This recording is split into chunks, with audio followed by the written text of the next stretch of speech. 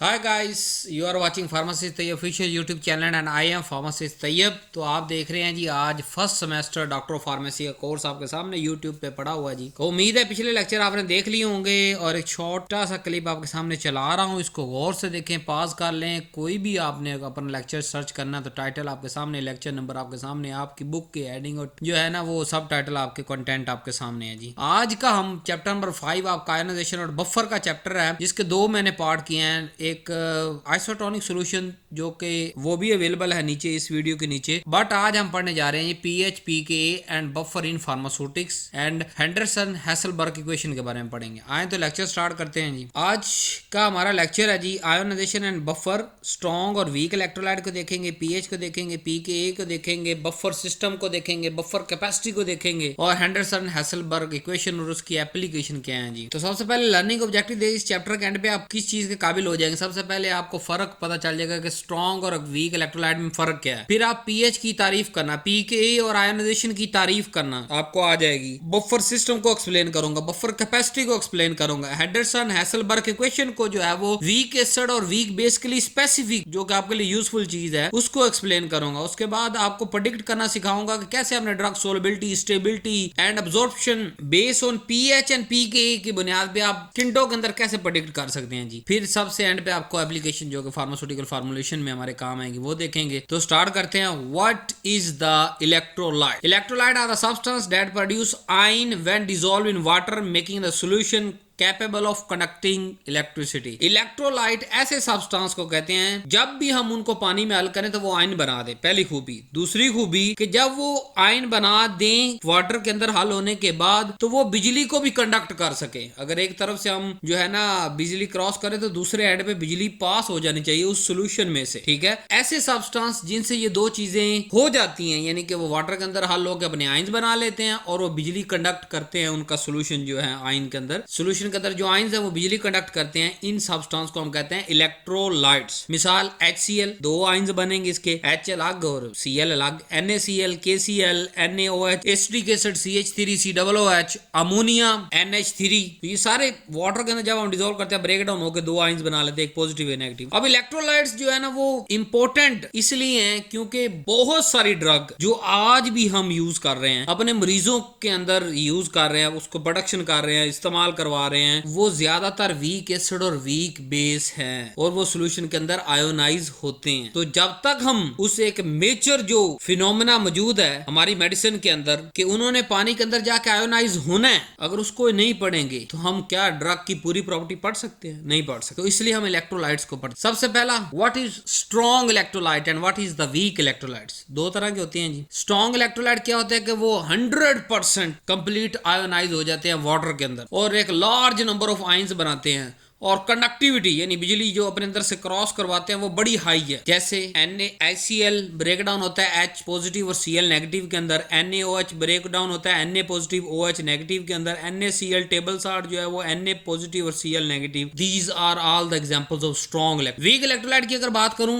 तो ये partially ionise होता है, 100% आयोनाइज नहीं होता वाटर के अंदर, लेकिन आयोनाइज तो हो रहे हैं ना, तो इनको भी इलेक्ट्रोलाइट कहेंगे, बट इनको वीक इलेक्ट्रोलाइट कहते हैं। दूसरी प्रॉपर्टी, ये हमेशा इक्विलिब्रियम में चले जाते हैं बिटवीन आयोनाइज एंड अनआयोनाइज। मतलब जितने मॉलिक्यूल्स इसके ब्रेक डाउन होके सॉल्यूशन के अंदर जाते हैं उतने ही वापस बाउंड होके अनआयोनाइज फॉर्म में चले जाते हैं। मतलब लेट्स सपोज 100 मॉलिक्यूल हैं, तो जैसे ही ये 50 क्रॉस करते हैं तो क्या होता है कि जैसे 51 ब्रेक डाउन होता है उधर से कोई एक मॉलिक्यूल वापस बाउंड होके अनआयोनाइज हो जाता है। तो इनकी जो इक्विलिब्रियम के अंदर ये चलते हैं एक खास रेशो के बाद। फिर जब ये मुकम्मल आयोनाइज नहीं हो रहे तो ये इलेक्ट्रिसिटी भी थोड़ी लो कंडक्टिविटी करते हैं। एग्जाम्पल एसिटिक एसिड हमारे सामने है, मैंने बनाई हुई मिसालें, अमोनिया हमारे सामने है और बहुत सी ड्रग जो हम यूज करेंगे पूरी सोटिक्स के अंदर, पूरी जो है वो मेडिसिन फील्ड के अंदर, वो वीक एसिड वीक बेस ही हैं, वो वीक इलेक्ट्रोलाइट्स भी हैं। अगर ड्रग का बिहेवियर समझना है तो मैं वीक एसिड और वीक बेस या वीक इलेक्ट्रोलाइट की अंडरस्टैंडिंग लेना बहुत। Why weak electrolyte matter in pharmacy? क्यों जरूरी है ये फार्मेसी का? क्योंकि जो वीक एसिड और वीक बेस होता है ना वो दो फॉर्म में रहता है, क्योंकि 100% आयोनाइज तो नहीं हो रहा, तो कुछ आयोनाइज होगा कुछ अनआयोनाइज अनआयोनाइज रहेगा। जो अनआयोनाइज फॉर्म है वो ही लिपिड सोलुबल होती है और वो ही मेम्ब्रेन पेनिट्रेशन करती है और अब्सॉर्ब हो जाती है, और जो आयोनाइज है वो वाटर में सोलुबल होती है, बेटर डिसोल्यूशन देती है। जो इनके दरमियान रेशियो है ना वो दो चीजों पर डिपेंड करता है कि उस इन्वायरमेंट की पीएच क्या है, पीएच के हिसाब से वो आयोनाइज होगा, plus pK value of drug की पीके वैल्यू कितनी है, इन दोनों की बुनियाद पे ये आयोनाइज और अनआयोनाइज की रेशियो डिसाइड होती रहती है, हर ड्रग की स्पेसिफिक होती है। सो अब हम पढ़ते हैं what is the ionization. Ionization क्या है जी? आयोनाइजेशन एक ऐसा प्रोसेस है जिसमेमें कोई मॉलिक्यूल गेन या लूज करता है प्रोटॉन को, यानी H पॉजिटिव आयन को, और वो चार्ज हो जाता है। जैसे अगर वीक एसिड होगा तो H पॉजिटिव अलग A नेगेटिव, अगर बेस होगा वीक बेस, ऊपर वाला भी रिवर्सिबल, वीक एसिड भी रिवर्सिबल रिएक्शन है, कहा ना ये रिवर्सिबल रिएक्शन है। वीक बेस क्या है? वो B plus H positive reversible BH positive, कोई ना कोई इलेक्ट्रॉन गेन कर रहा है, प्रोटॉन गेन कर रहा है, कोई प्रोटॉन लूज कर रहा है। इस फिनोमिने को, जिसके अंदर कोई एक मॉलिक्यूल प्रोटॉन लॉस करता है और दूसरा प्रोटॉन गेन करता है, उसको हम कहते हैं आयोनाइजेशन। अब आयोनाइजेशन क्या चीज डिसाइड करती है? हमारे ड्रग की सोलबिलिटी डिसाइड करती है, हमारी ड्रग की डिसोल्यूशन इस पे डिपेंड है, हमारी ड्रग की अब्जॉर्प्शन इस पे डिपेंड है, हमारी ड्रग की स्टेबिलिटी इस पे डिपेंड है, हमारी फार्मूलेशन जो पीएच है वो इस पे डिपेंड है कि सिरप कितनी पीएच का बना के मार्केट में भेजना है, पूरी फार्मूलेशन की पीएच क्या रखेंगे, हमारा जो एनएस सोल्यूशन है, नॉर्मल सलाइन है या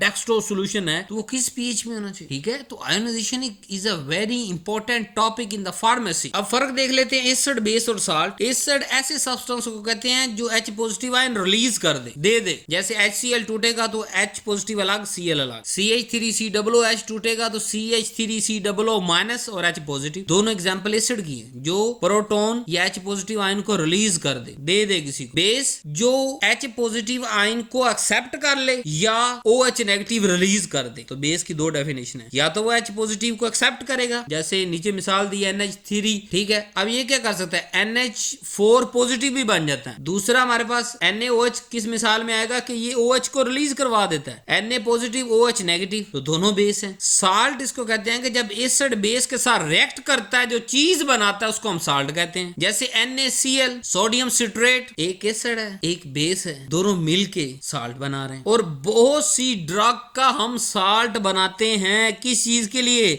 सोलबिलिटी इंप्रूव करने के लिए। अब सोलबिलिटी इंप्रूव करेंगे तो वो डिसॉल्व होगा, ड्रग डिसॉल्व होगी तो वो वहां से जो है लिपिड बाई लेयर क्रॉस करेगी, और लिपिड बाई लेयर क्रॉस करेगी, परमिएशन होगी, उसके बाद वो ड्रग ब्लड तक पहुंचेगी। तो है ना, पीएच जरूरी पढ़ना, एसिड जरूरी पढ़ना, साल्ट जरूरी, आयोनाइजेशन जरूरी पढ़ना जरूरी है, क्योंकि बहुत सारे फिनोमेने इसी आयोनाइजेशन से जन्म लेते हैं जो कि हमारी ड्रग की सोलबिलिटी उस पर डिपेंड करती है। पीएच की डेफिनेशन क्या है जी? PH is the negative logarithm of hydrogen ion, कि जितने भी हाइड्रोजन आयन मौजूद है उसका नेगेटिव लॉग आप ले लें, उसको हम पीएच कह देते हैं। पीएच का हमने जो स्केल मैनेज किया वो 7 पे किया, कि अगर पीएच 7 है वो न्यूट्रल है, लेकिन 7 से जब पीछे छोटी पीएच होती जाएगी वो एसिडिक है, और 7 से ऊपर बेसिक या अल्कलाइन। पीएच किसी भी डोजेज फॉर्म को डिजाइन करने के लिए बड़ी क्रूशियल होती है। पीके की वैल्यू की बात करते, पीके नेगेटिव लॉगरिथम होता है एसिड डिसोसिएशन कांस्टेंस, यानी के की जो वैल्यू आ रही है उसका लॉग ले और माइनस उसके साथ लगा दे। PK is equal to minus log K a, जिसका मतलब क्या होता है कि pK tell us what is the strength of weak acid and weak base. अगर किसी की पीके वैल्यू लोअर है तो उसका मतलब क्या है कि वो स्ट्रॉन्ग एसिड है, और अगर किसी की पीके वैल्यू बहुत हाई है तो उसका मतलब है वो वीक एसिड है। यानी जो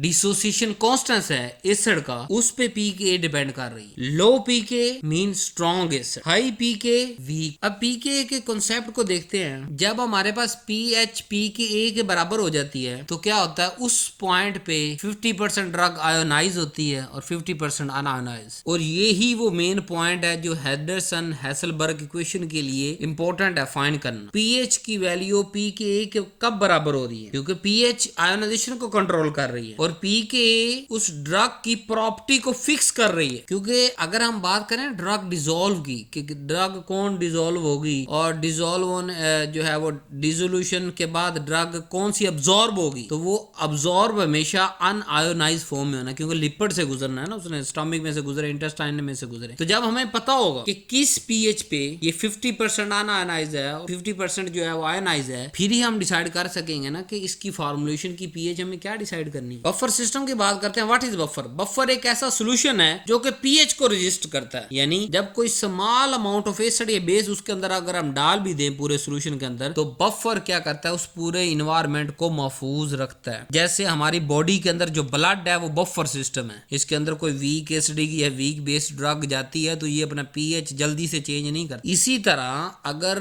कोई ऐसा सोल्यूशन हम लैब के अंदर बनाएं जिसके अंदर बहुत थोड़ी मिकदार में एसिड डालें तब भी उसकी पीएच चेंज ना हो, बहुत थोड़ी मिकदार में अगर बेस डाल दें तब भी उसकी पीएच चेंज ना हो, ऐसे सोल्यूशन को हम क्या कहते हैं, बफर सोल्यूशन। बफर बनता कैसे है जी? पहला तरीका, वीक एसिड लो प्लस उसका साल्ट ले लो। जैसे एसिटिक एसिड का बफर बनाना है तो उसके अंदर सोडियम एसीटेट भी ऐड कर दो। कितने ग्राम लेना है, कितने परसेंट डालना है, वो हमारे ऑफिशियल बुक्स के अंदर लिखा हुआ है, फॉर्मुलेशन के हिसाब से हम डालेंगे, बट आपको कॉन्सेप्ट समझा रहा हूँ। सो वीक एसिड के अंदर जब साल्ट डालते हैं और उसका हम सोल्यूशन बना लेते हैं तो वो हमारे पास बफर सोल्यूशन कहलाएगा। उसकी एक रेंज आ जाएगी, इस रेंज के अंदर ये पीएच को मेंटेन रख सकते। इसी तरह वीक बेस के अंदर जब हम साल्ट ऐड कर देंगे, जैसे अमोनिया के अंदर अमोनियम क्लोराइड ऐड करेंगे, तो ये हमारे पास बफर तैयार हो जाएगा। अब बफर की टाइप्स होंगी इसका मतलब एसिडिक बफर होगा और बेसिक बफर होगा। जो वीक एसिड और साल्ट के साथ मिलने से बन रहा है वो एसिडिक बफर है, और जो वीक बेस और उसके अंदर साल्ट डालने से बन रहा है वो बेसिक बफर है। एग्जांपल्स आपके सामने है। और जब वो एसिडिक बफर है तो उसका मतलब उसकी पीएच 7 से कम है, और जब वो बेसिक बफर है तो उसकी पीएच ऑटोमेटिकली हर बेस की 7 से ज्यादा होती है, तो बेसिक बफर की पीएच 7 से ज्यादा होगी। अब ये बफर काम कैसे कर, बफर न्यूट्रलाइज कर देता है जो बाहर से एसिड या बेस हम डालते हैं बाय यूजिंग कॉन्जुगेट कंपोनेंट। जो इसके अंदर कॉन्जुगेट कंपोनेंट मौजूद होते हैं ना, उसके साथ बाइंड होके जो एसिड या बेस के अंदर मौजूद, एसिड के अंदर मौजूद प्रोटॉन और बेस के अंदर मौजूद प्रोटॉन लेने की ताकत या OH देने की ताकत, वो जो दोनों सेटअप के अंदर बफर क्या करता है, उनको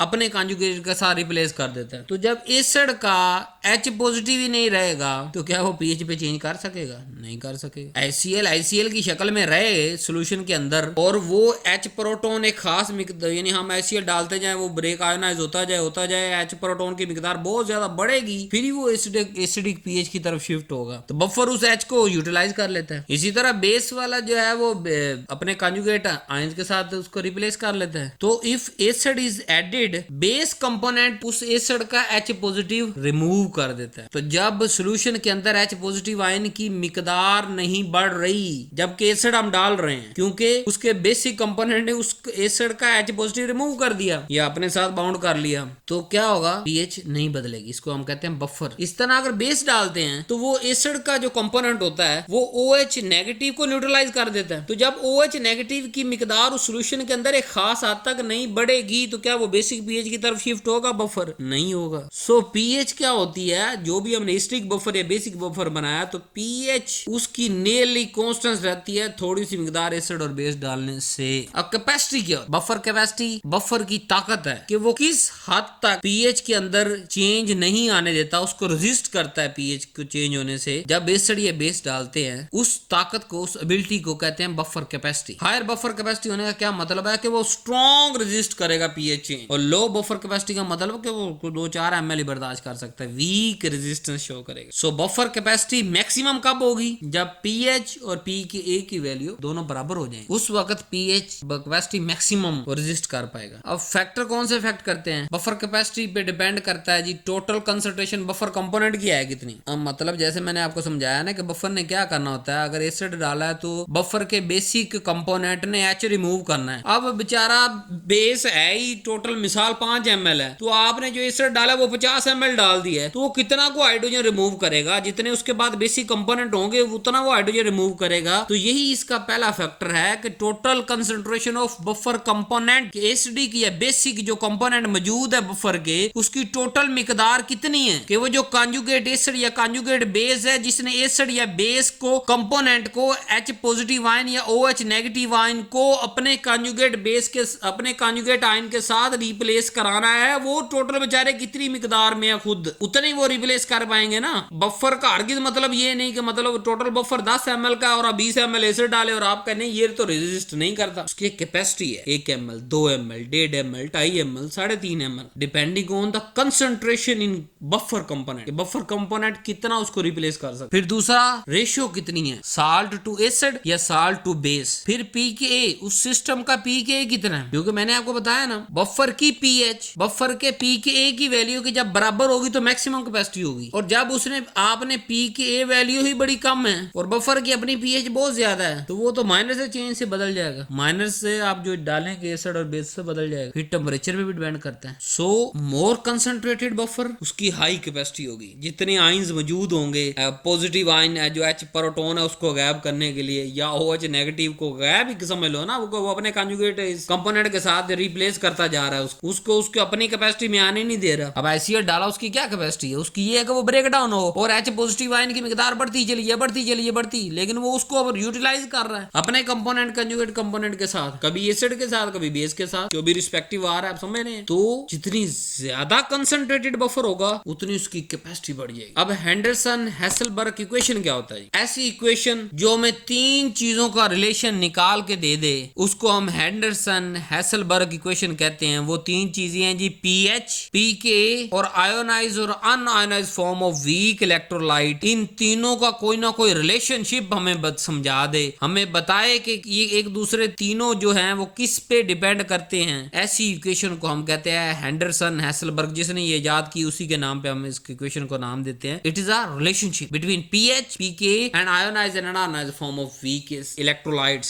सो वीक एसिड के लिए क्या है जी, हेंडरसन हेसलबर्ग इक्वेशन उसने क्या निकाली वीक एसिड के लिए? उसने कहा कि pH is equal to pK plus log A negative over HA। और जब उसने बेस के लिए, वीक बेस के लिए कहा, उसने कहा pH is equal to pK plus log B over BH। यहाँ पे B हमारे पास क्या है? ये अनआयोनाइज फॉर्म के अंदर बेस है, और जो pH पॉजिटिव है ये आयोनाइज बेस है। तो आयोनाइज अनआयोनाइज pH और pK के दरमियान रिलेशनशिप समझ आ गया ना। उसने एक फिक्स इक्वेशन हमें बना के दे दी साइंटिस्ट, उसको हम हेंडरसन हेसलबर्ग इक्वेशन कहते हैं जी। इसी तरह जो इसके अंदर ऊपर वाले वीक एसिड के अंदर है वो H पॉजिटिव है आयोनाइज फॉर्म, और HA है अनआयोनाइज, उसके ऊपर चार्ज नहीं है ना। ये तो याद रखना आसान है, जिसके ऊपर चार्ज वो आयोनाइज फॉर्म है और जो दूसरा है वो अनआयोनाइज है। सो जो वीक एसिड किसके लिए हम यूज करेंगे? एसिडिक ड्रग के लिए, जैसे हमारे पास एस्पिरिन है। वीक बेसिक की इक्वेशन कहां इस्तेमाल करेंगे? बेसिक ड्रग जैसे लिडोकेन है। सो हेंडरसन हेसलबर्ग इक्वेशन को बड़ी चीज, टॉप खाम चीज नहीं है। It is a relationship between pH, pK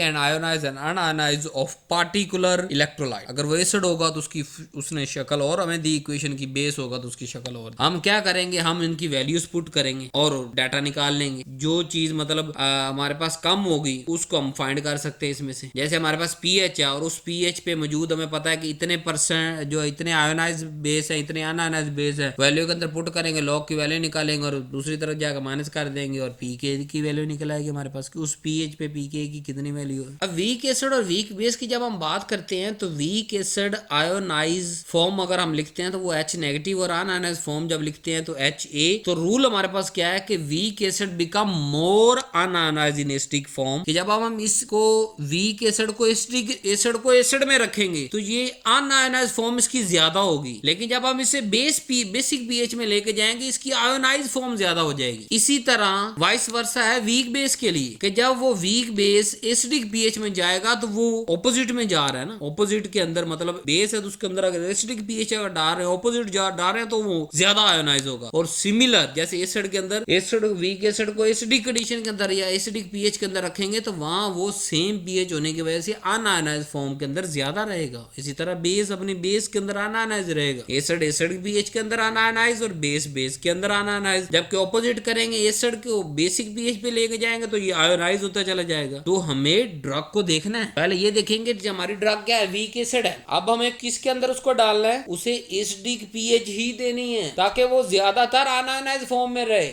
अंदर तो परी डिफाइंड है ना, हमें पता है कि स्टमक के अंदर एसिडिक pH होती है, इंटेस्टाइन के लिए बेसिक pH होती है। जब हम ड्रग फार्मुलेट कर रहे होते हैं तो हम डिसाइड करते हैं कि इसने कहां डिसॉल्व होना है। अब हम जो बाहर से कुछ ड्रग बना के भेजते हैं इंटेरिक कोटेड कि जी ये इंटेस्टाइन के अंदर जाके रिलीज हो। क्यों? क्योंकि हम खुद चाहते हैं कि वो ड्रग, वो फार्मुलेशन, वो मेडिसिन वो बेसिक pH के अंदर जाके रिलीज हो, क्योंकि वो जो ड्रग है वो वीक बेस है और वो बेसिक pH इंटेस्टाइन के अंदर जाके मोर अनआयोनाइज फॉर्म में होगी। हमारी कोशिश अनआयोनाइज फॉर्म की होती है कि ज्यादा से ज्यादा मिकदार अनआयोनाइज फॉर्म में हो। अगर ज्यादा से ज्यादा मिकदार अनआयोनाइज फॉर्म के अंदर होगी तो ही वो अब्सॉर्ब होगी। ड्रग का GIT से ब्लड तक पहुंचने के स्टेप को अब्सॉर्प्शन कहते हैं। जितनी ज्यादा मिकदार अनआयोनाइज फॉर्म में होगी उतनी ज्यादा। तो ये हमें कैसे पता चलेगा कि जी ये सारी चीजें पढ़ने से pH आयोनाइजेशन, बफर, ये कॉन्सेप्ट सारे लेने से फिर हम डिसाइड करेंगे अच्छा ये जो है वो वीक एसिड है, इसका मतलब इसको एसिडिक पीएच पे रिलीज होना चाहिए ताकि इसकी आयोनाइज्ड फॉर्म ज्यादा रहे। ये बेस है, वीक बेस ड्रग है जैसे, तो इसको हम जो है वो इंटेस्टाइन के अंदर रिलीज करवाते हैं ताकि ये इंटेस्टाइन के अंदर ज्यादा आयोनाइज्ड फॉर्म के अंदर रहे और ज्यादा जो है अब्सॉर्ब हो जाए, क्योंकि आयोनाइज्ड ड्रग तो हमारे जो पोर्शन आयोनाइज हो जाता है दैट इज द कुछ भी नहीं हमारे पास, वो बेकार है। जो चीज ब्लड तक पहुंची ही नहीं वो हमारे किस काम की, और आयोनाइज नहीं पहुंचती, अनआयोनाइज पहुंचती है। जैसे हम जिन ड्रग का एंटेरी कोटेड करते हैं, वैसे तो हजारों वजूहत होती हैं एंटेरी कोटेड की, लेकिन उसमें एक वजह ये भी होती है, सिर्फ एक वजह कह रहा हूँ क्योंकि आगे जाके जो है ना फाइनल सेमेस्टर के अंदर 7वें 8वें सेमेस्टर के अंदर वहां मैं फिर जब एंटेरी कोटेड पढ़ा रहा हूँ ना तो फिर आपको सारी वजूहत बताऊंगा कि किस वजह से हम एंटेरिक बना, लेकिन उसमें से एक वजह ये भी हो सकती है कि एंटेरी कोटेड बनाने की कि वो वहां पे आना, अगर वो बेसिक ड्रग है और हम उसको एंटेरी कोटेड बनाएंगे तो वहां वो बेसिक फॉर्म में ज्यादा रहेगी, बेसिक फॉर्म में जाएगी, अनआयोनाइज्ड फॉर्म में ज्यादा होगी, वो ज्यादा अच्छी अब्सॉर्ब हो सकती है। अब ये दोबारा जो स्लाइड आई फिर वही चीजें समझाने के लिए कि अनआयोनाइज्ड फॉर्म मेम्ब्रेन कॉज करती है फास्ट क्योंकि वो लिपिड सोलुबल होती है। सो वीक एसिड कहां पे अब्सॉर्ब होंगे? स्टमक के अंदर। क्यों? क्योंकि वीक एसिड स्टमक के अंदर एसिडिक है, वहां ज्यादा अनआयोनाइज्ड फॉर्म में होंगे, वो क्रॉस कर जाएंगे। और वीक बेस ज्यादा कहां अच्छे अब्सॉर्ब होंगे? इंटेस्टाइन के अंदर, क्योंकि वहां बेसिक पीएच है और वहां ये वीक बेस ज्यादा अनआयोनाइज्ड फॉर्म में मौजूद होंगे। तो absorption also depend on surface area and blood flow, दूसरे फैक्टर पे भी डिपेंड करती है, बट पीएच पे भी डिपेंड करती है। नेक्स्ट चलते हैं। अब इसकी एप्लीकेशन ड्रग फार्मुलेशन के अंदर कैसे हम यूज करते हैं, या why buffer are used in drug formulation, आपसे क्वेश्चन आ सकता है तो उसका जवाब आपके सामने पैटर्न लिखा हुआ है कि बफर इसलिए यूज होता है, number 1 maintain the drug stability, कि जब पीएच बफर क्या करता है, पीएच चेंज नहीं होने देता था। जब पीएच चेंज नहीं होगी तो उस बफर में मौजूद जो ड्रग है वो चेंज होगी, वो खराब होगी, वो डिग्रेड होगी, नहीं होगी। नंबर 2 ड्रग की सोलेबिलिटी बढ़ाता है, रिड्यूस इरिटेशन, इरिटेशन को कम करता है, पीएच को पेशेंट कंफर्ट के लिए मेंटेन रखता है, प्रेजर्वेटिव जो है वो भी इफेक्टिवली काम करते हैं बफर के अंदर, और प्रोडक्ट की ओवरऑल परफॉर्मेंस इन सारी वजूहात की वजह से, plus in the shelf life या एक्सपायरी लाइफ के अंदर भी बफर बड़ा इंपॉर्टेंट रोल करता है। तो इसलिए हम यूज करते हैं बफर को ड्रग फार्मुलेशन के अंदर। अब ओरल फार्मुलेशन के अंदर कैसे यूज होता है? बफर में be added to prevent the degraded in GI fluid, के बफर हम इसलिए डाल रहे हैं कि वो ड्रग को जीआई फ्लूइड के अंदर डिसइंटीग्रेट ना होने दे, डिसोल्यूशन को इंप्रूव करे और सोलबिलिटी को इंप्रूव करे। जो माइक्रो इन्वायरमेंट है पीएच का उसको कंट्रोल रखता है, माइक्रो पीएच भी ज्यादा लंबी चौड़ी पीएच को कंट्रोल नहीं कर सकता, लेकिन जो स्टमक के अंदर एसिडिक और बेसिक इंटेस्टाइन के अंदर मौजूद है उसको थोड़े छोटे से रेंज तक जहां तक ड्रग जो है डिग्रेड होने का चांस होता है वहां तक उसको कंट्रोल रखता है। जैसे अगर हम बफर्ड एस्पिरिन बनाएं तो क्या होगा? स्टमक इरिटेशन से बच जाएंगे। अब थैल्मिक फार्मुलेशन के अंदर देखिए हम बफर बना के भेजते हैं, आई ड्रॉप जैसे, आई ड्रॉप जो हमारी आंख है वो तो पीएच से बड़ी सेंसिटिव होती है, आंख क्या पानी है ना, अगर इसमें से पानी निकल जाए नूर निकल जाएगा। तो जो आइडियल ऑप्थेल्मिक पीएच है हर पीएच पे हम बना के नहीं भेज देते, हम ऑप्थेल्मिक की फिक्स की है कि 7.4 पीएच के आसपास होनी चाहिए, फिर ही हम ऑप्थेल्मिक के लिए उसको पास करते हैं उस फार्मुलेशन को। बफर क्या करता है? Maintain the acceptable pH to reduce buffer burning sensation, irritation and tearing, कि अगर हम इस आइडियल ऑप्थेल्मिक पीएच पे नहीं बना के भेजेंगे या उसको बफर करके उसको जो नहीं भेजेंगे तो क्या करेगा? वो आंख के अंदर बर्निंग करा देगा, इरिटेशन कराएगा, आंसू आने शुरू हो जाएंगे। अब जैसे बोरेट बफर इस्तेमाल होता है, फॉस्फेट बफर इस्तेमाल होता है आई ड्रॉप्स के अंदर, कभी आई ड्रॉप्स को ऊपर पढ़ के देखिएगा क्या लिखा होगा, ये सारी फार्मुलेशन के अंदर लिखा होगा फॉस्फेट बोरेट बफर ऑप्थेल्मिक के अंदर मस्ट यूज है, इसके बगैर गुजारा ही नहीं हमारा। पेरेंटरल के अंदर बफर बड़ा जरूरी है जी, क्यों? क्योंकि ये हमारी मदद करता है maintain stability of drug in solution, कि ड्रग ने सॉलिड फॉर्म तो बड़ी इजी है ना फार्मुलेशन के हिसाब से, और सेफ्टी स्टेबिलिटी सोलबिलिटी के हिसाब से हम सोलबिलिटी थोड़ा सा सॉलिड के अंदर आता है, बट अगर एक लंबे अरसे के लिए जैसे एनएस है हमारे पास, नॉर्मल सलाइन है या कोई भी इंजेक्शन है, अगर वो पेरेंटल प्रिपरेशन है तो उसकी स्टेबिलिटी को लंबे अरसे तक सोल्यूशन के अंदर रखना कोई आम बात है, तो हम बफर का सहारा लेते हैं। फिर अब वो डायरेक्ट, अगर वो आईवी है तो डायरेक्ट ब्लड में लगना है, तो ब्लड की भी तो कंपैटिबिलिटी होनी चाहिए ना, तो ब्लड के साथ कंपैटिबिलिटी मैच करने के लिए पीएच को हम बफर यूज, फिर वहां पे दर्द कम हो इंसेक्ट इसलिए बफर यूज करते हैं। So injection pH should be near physically range, जो हमारी ब्लड की 7.4 रेंज है ना फिजियोलॉजिकल हमारे पीएच की, जो ब्लड की और दूसरी जगह की फ्लूइड की है 7.4 है, वहां तक हम जो है लेके जाते हैं। बफर सस्पेंशन और सिरप के अंदर यूज होता है, क्योंकि लिक्विड फार्मुलेशन के अंदर क्या होता है कि पीएच इफेक्ट कर रही होती है सोलबिलिटी को, तो अगर पीएच हम जो है वो दूसरी तरफ प्रेजर्वेटिव कुछ एक्टिविटीज है वो भी पीएच पे डिपेंड करती हैं, फिर पीएच टेस्ट पे बड़ा इफेक्ट करती है। सो बफर पीएच को कांस्टेंट रखता है ताकि प्रोडक्ट ओवरऑल स्टेबल रहे। Buffer use in antibiotic and protein drug drug many antibiotic and protein drug are unstable in at certain pH. कुछ ऐसी खास पीएच है जिसपे वो तबाह बर्बाद हो जाते हैं, तो हम उस खास पीएच से बचाने के लिए बफर के अंदर भेजेंगे ना इसको बना के, ताकि वो हाइड्रोलाइजेशन और पानी की मौजूदगी में टोटल उसको हाइड्रोलाइसिस कहते हैं। फिर डीनेचुरलाइजेशन का प्रोटीन का स्ट्रक्चर ही खराब हो गया जाने से पहले, तो इस्तेमाल क्या होगा। फिर लॉस ऑफ पोटेंसी के उसकी जो है काम करने की ताकत ही खत्म हो गई है। तो इन सारी चीजों से बचाने के लिए हम जब एंटीबायोटिक और प्रोटीन ड्रग के लिए बफर यूज करते हैं, जैसे कि some penicillin are unstable in acidic condition के अंदर जो है पेनिसिलिन की कुछ फॉर्म ऐसी हैं वो जो है वो अनस्टेबल होती हैं, तो इसलिए हम बफर के अंदर बना के उसको भेजते हैं ताकि वो स्टेबल रहे, एसिडिक कंडीशन का मुकाबला कर सकें। पीएच और सोलबिलिटी कंट्रोल का क्या रिलेशन है, इसको जरा समझते हैं कि हाउ किस तरह पीएच कंट्रोल करता है सोलबिलिटी को। बात हमने किस ड्रग पे करनी है, वीक एसिड वीक बेस पे करनी है ना, तो उसी पे हम रहते हैं। Weak acid become more soluble in basic pH. Solubility depend करती है आयोनाइजेशन पे। सादा कॉन्सेप्ट पहले समझे कि वीक एसिड जो है ना, या कोई भी वीक एसिड या वीक बेस है ना, उसकी सोलबिलिटी आयोनाइजेशन पे डिपेंड करती है। अगर वो किसी खास पीएच पे ज्यादा आयोनाइज हो रहा है ना, तो वहां उसकी सोलबिलिटी भी ज्यादा है। अब मैं पढ़ा के आ चुका हूं कि वीक एसिड कहां सोलुबल,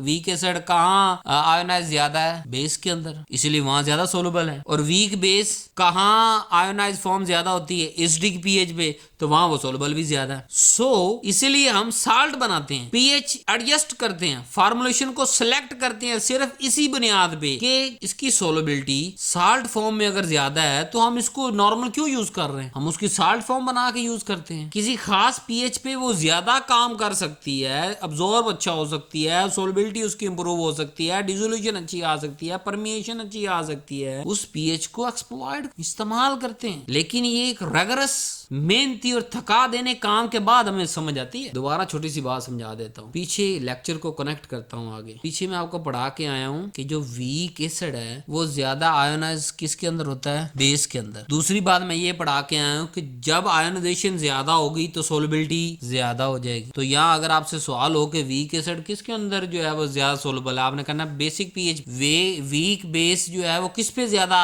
सोलबल है, एसिडिक पीएच। फिर पीएच और ड्रग स्टेबिलिटी का भी लिंक देखते हैं। सोलबिलिटी तो मैंने पढ़ा दिया आपको। बहुत सी ड्रग ऐसी हैं जो किसी खास पीएच में बड़ा फास्ट डिग्रेड हो जाती हैं, तो अगर हमारे पास उस ड्रग की सारी पीएच पे स्टडी होगी तो हम उस पीएच को अवॉइड करेंगे ना, ताकि वो पीएच किसी भी जगह पे ना आए, फार्मूलेशन को बनाने से लेके इस्तेमाल करने तक, स्टोर करने, शेल्फ लाइफ या हर तरह से मामला जो भी है, मतलब उनके कि वो कौन सी खास पीएच है। पहले तो पीएच प्रोफाइल हम देखेंगे ना उसकी ड्रग की। जनरल रूल तो मैं आपको पढ़ा रहा हूँ ना, फिजिकल फार्मेसी क्या है, general principle and general mechanisms, पूरी फिजिकल फार्मेसी का मगज एक लाइन के अंदर। तो जनरल प्रिंसिपल आपको ये पढ़ा रहा हूँ कि हर ड्रग किसी खास पीएच पे बड़ा जल्दी डिग्रेड हो जाती है। जब हम प्री फार्मूलेशन करेंगे 8वें सेमेस्टर के अंदर जाके, तो हम प्री फार्मूलेशन के अंदर उस पीएच को तलाश करेंगे, पीएच प्रोफाइल बनाएंगे कि किस पीएच पे ज्यादा सोलुबल है, किस पीएच पे डिग्रेड हो जाती है, ताकि जिस पीएच पे वो सोलुबल होती है उसको अडॉप्ट कर लेंगे, और जिस पे वो डिग्रेड होती है उस पीएच को अवॉइड करेंगे फार्मूलेशन के अंदर। सो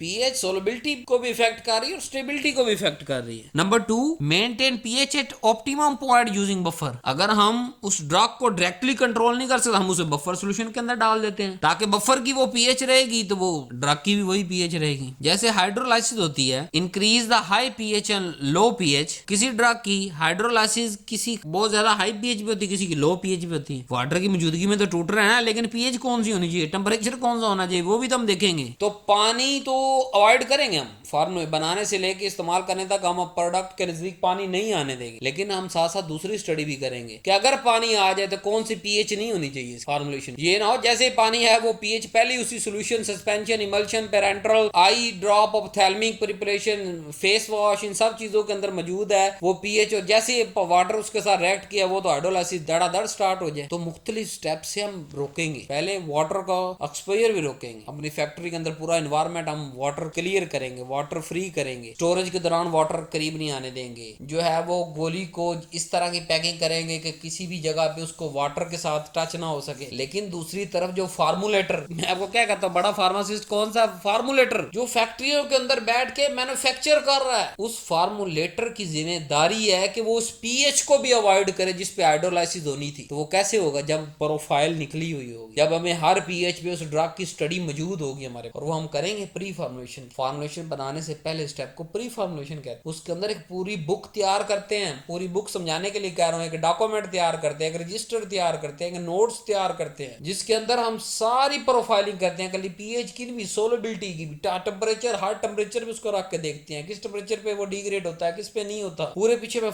प्री फार्मुलेशन के अंदर आपको पढ़ा के आ चुका हूँ, सारे स्टेप्स हैं। उन सब की स्टडी करने के बाद फिर हम जो है उस ड्रग की जो खास एक हम डॉक्यूमेंट तैयार करते हैं, प्री फार्मुलेशन स्टडी जिसे कहते हैं, उस डॉक्यूमेंट का नाम है। तो बाद हम देखते हैं कि अच्छा हमें इन स्टेप के जरिए इस ड्रग को हम लेके चल सकते। जैसे थोड़ा सा टच देता हूँ कि अगर फ्लोबिलिटी में इशू आ रहा है तो हम देख लेते हैं कि ये कंप्रेशन करना भी है या इसे कैप्सूल बनाना है। अगर कैप्सूल पे फ्लोबिलिटी आ रही है तो मैग्नीशियम स्टीरॉयड डालना या कौन सा इंग्रेडिएंट डालना, समझ आ रही। लेकिन हम कन्वर्ट अपने टॉपिक पे वापस आते हैं, पीएच पे आते हैं कि पीएच कुछ ड्रग की हाई पीएच पे हाइड्रोलाइसिस होती है, कुछ की लो। तो पीएच सोलबिलिटी को भी इफेक्ट करता है। बड़ा फार्मूलेटर वो इन सब चीजों को वहां से टेक केयर करके भेज रहा है। पीएच एंड प्रेजर्वेटिव इफेक्टिवनेस कि क्या जो प्रेजर्वेटिव हम डालते हैं अपनी एपीआई को बचाने के लिए, उसकी इफेक्टिवनेस पे भी पीएच इफेक्ट करती है। जी हाँ, करती है। हर प्रेजर्वेटिव की कोई खास पीएच होती है जिस पे वो बेस्ट वर्क कर। जैसे वीक एसिड अगर है ना, तो उसके अंदर हम प्रेजर्वेटिव डाल रहे हैं बेंजोइक एसिड, तो वो ज्यादा एक्टिव है एसिडिक पीएच, क्योंकि वहां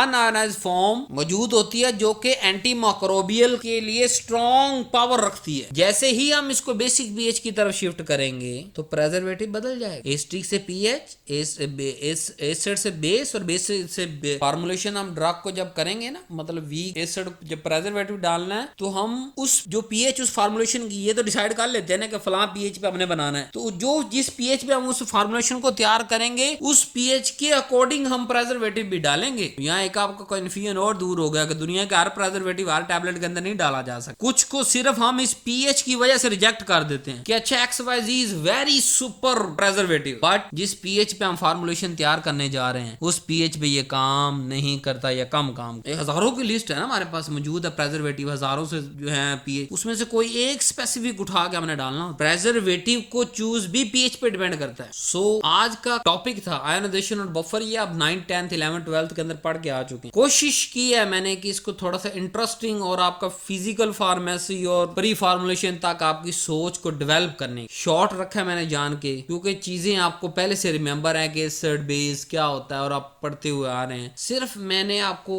डॉक्टर ऑफ फार्मेसी कोर्स के साथ इसको लिंक किया है ताकि आप इसको नॉलेज तो आपके पास है एसिड बेस इन सब चीजों का, तो आप इन सब को कैसे यहाँ पे यूज कर सकते। सो अगर आपको लेक्चर पसंद आया तो इसको लाइक और शेयर जरूर किया करें, क्योंकि इससे हमारा ये जो लेक्चर है वो आप जैसे स्टूडेंट्स तक ज्यादा पहुंचे। So thank you very much. Allah Hafiz.